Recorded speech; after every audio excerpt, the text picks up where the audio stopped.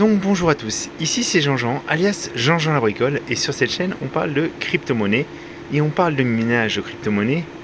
Et aujourd'hui donc c'est un grand jour. Je vous l'avais annoncé, on avait des informations comme quoi le déblocage du LHR avait lieu et je voulais vous montrer de plus près. Ceci est ma 3080 Ti qui jusqu'à présent hachait à environ 96-97 MHz et depuis ce soir, elle est passée à plus de 121 MHz de façon stable. Donc, comme je vous l'avais dit, c'était pas la peine de se précipiter. Hein. Tout le monde s'est un peu précipité pour pouvoir avoir les drivers à jour, mettre à jour ces drivers Nvidia et installer la dernière version de NB Miner. Et forcément, ce qui devait arriver est arrivé. Les serveurs de HiveOS n'ont pas du tout tenu, donc moi j'ai pu faire la mise à jour, mais j'ai dû m'y reprendre à 7 ou 8 reprises pour pouvoir télécharger les drivers. Donc je vais vous montrer un petit peu comment ça s'est passé et après quelle était ma petite problématique liée à ma configuration multicarte.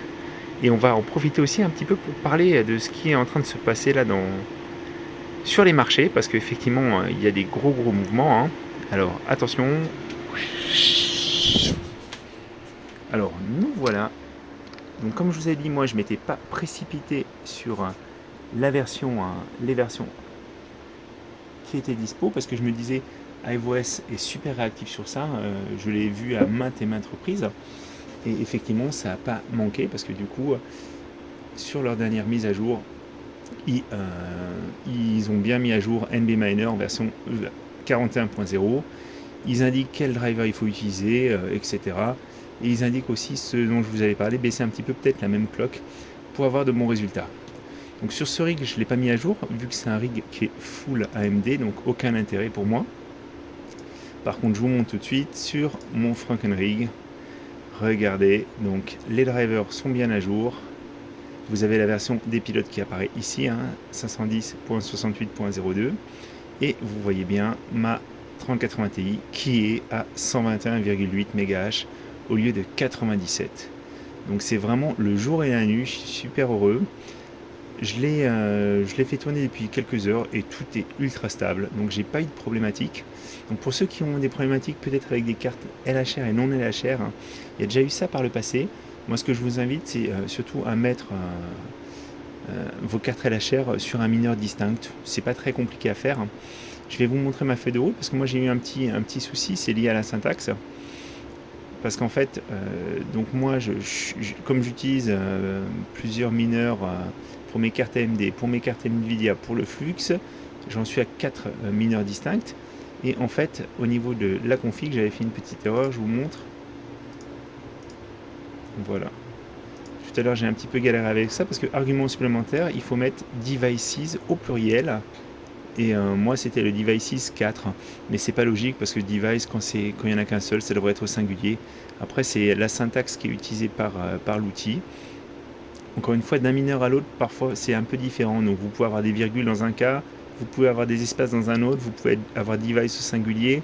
Ça peut commencer au device 1, 2, 3, 4, 5, ou ça peut commencer au 0. Parfois il y a même des problèmes. HiveOS en fait indique que ça commence à 0, alors qu'en réalité ça commence au device 1. Voilà, donc il faut, quand vous avez une config multi-GPU avec plusieurs mineurs, c'est un petit peu galère parfois. Hein. Pour la mise à jour, donc moi ce que je vous disais, c'est qu'il faut mettre à jour les drivers Nvidia. Pour ça, le plus simple, c'est de faire un shell in a box. Donc quand vous êtes sur votre machine, vous vous connectez comme si vous étiez devant la machine, en fait, avec le clavier et l'écran branché. Donc vous tapez comme nom d'utilisateur, comme login pardon, c'est user, USER, et comme mot de passe par défaut c'est 1. Et ensuite vous avez les commandes, donc NVIDIA Driver Update. Donc il suffit juste de faire ça, ça va mettre à jour les drivers. Encore une fois, c'est vraiment long en ce moment, la vitesse de transfert est vraiment très faible, parce qu'on est énormément à vouloir mettre à jour les drivers. Parce que souvent en fait les gens ne mettent pas à jour les drivers, moi le premier, hein, quand la machine est stable, quand il n'y a pas de souci, je le mets quand il y a vraiment un mineur qui a besoin d'une certaine version de driver pour fonctionner, tout simplement. Voilà, donc logiquement avec ça vous devriez vous en sortir. N'hésitez pas autrement à rejoindre le Discord et à discuter sur le Discord. J'ai vu quelques personnes qui avaient des petits soucis. Encore une fois, moi ce que je vous conseille pour l'instant, c'est d'isoler un petit peu vos cartes LHR et de baisser un petit peu peut-être la memory clock. Alors moi je vais vous montrer exactement mes settings, je vous les ai montrés tout à l'heure, mais pour ceux qui n'ont pas vu, j'ai mis 1440 encore et 2700 memory avec un power limit à 310 watts. Donc vous voyez, ça chauffe un petit peu, hein. Ça chauffe un petit peu, je vais devoir un petit peu augmenter la ventilation, mais de toute façon il n'y a pas de thermothrottling et puis ça fait tellement plaisir d'avoir au-dessus des 120 watts que je suis super heureux. Voilà.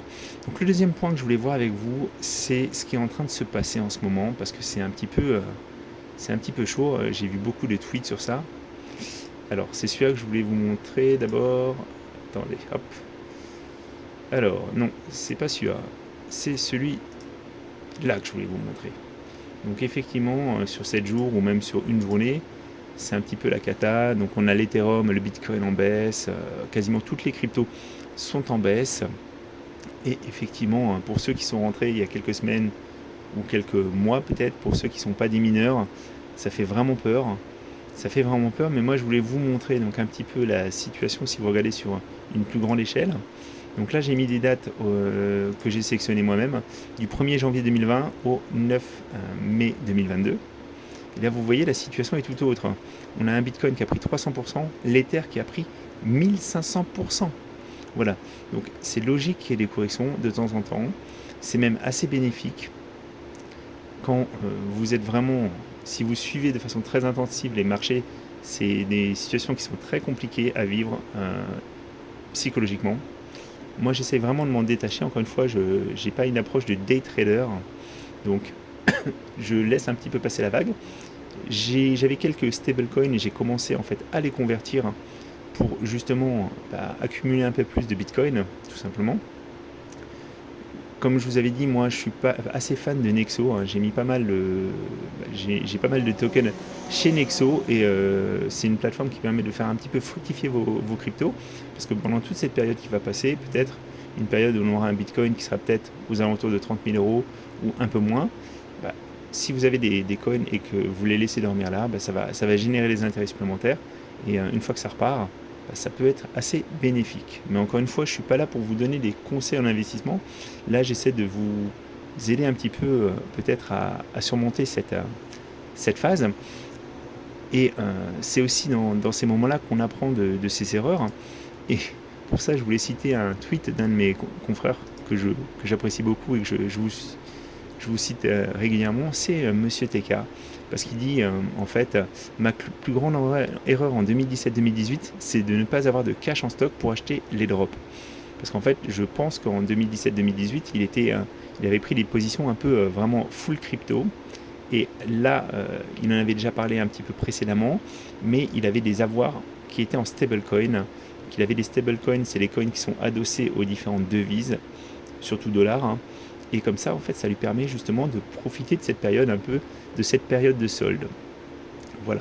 Comme quand le flux s'était cassé la figure, il avait dit c'est peut-être le moment d'investir pour prendre un masternode flux, parce que c'est vraiment les soldes.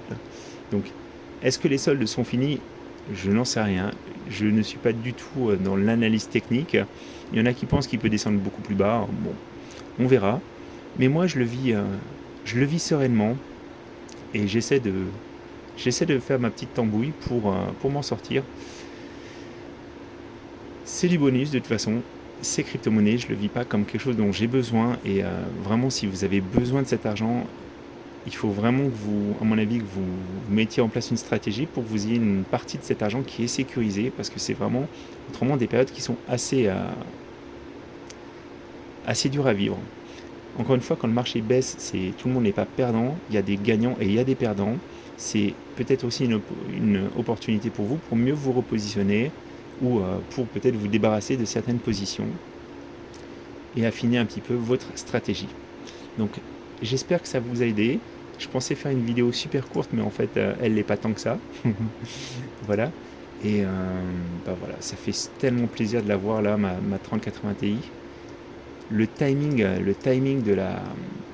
du déblocage du LHA est quand même vraiment bizarre, parce qu'en fait on a la bombe de difficulté qui vient de s'activer, on a un ASH qui fait l'annonce, juste derrière NB Miner qui fait l'annonce, a priori il y aurait aussi T-Rex qui aurait aussi réussi à trouver la solution, alors qu'encore une fois, il y a quelques semaines, l'interview de Lolidib, le créateur de LolMiner, lui, il était vraiment en train de dire on n'a pas de moyen de contourner ce LHR. Alors, ça a sûrement à voir avec les fuites qu'il y a eu côté Nvidia, quand Nvidia s'est fait pirater, hein, mais c'est vrai que là, pour le coup, c'est un petit peu bizarre. Voilà. Mais après, je ne suis pas dans la conspiration, hein. Il y a des choses... Nvidia nous a déjà menti par le passé. Les constructeurs, hein, que ce soit carte graphique ou autres de matériel informatique, parfois, ils nous font des petites cachotteries, hein. Ils changent des petites choses sans qu'on le sache. Voilà. Encore une fois, moi j'ai vraiment la confirmation. Faites bien attention, par contre ça ne fonctionne pas sur le LHR V3. Donc le LHR V3, c'est uniquement les 3080 qui sont en 12 Go de RAM et les 3050. Mais a priori, personne n'utilise de 3050 pour miner parce qu'elles sont vraiment très très mauvaises à la base. Mais par contre, les 3080 12 Go, elles ont cette problématique, donc vous ne pourrez pas contourner le limitateur de hash rate pour le moment, en tout cas. Voilà. Bah, je vous souhaite une bonne soirée, je vous dis à très bientôt les amis, et puis essayez de bien vivre cette période. Je sais que c'est pas facile, mais c'est pas la première fois que ça arrive, c'est pas la dernière fois. Mais si vous regardez sur un plus long terme, c'est resplendissant les cryptos. Voilà.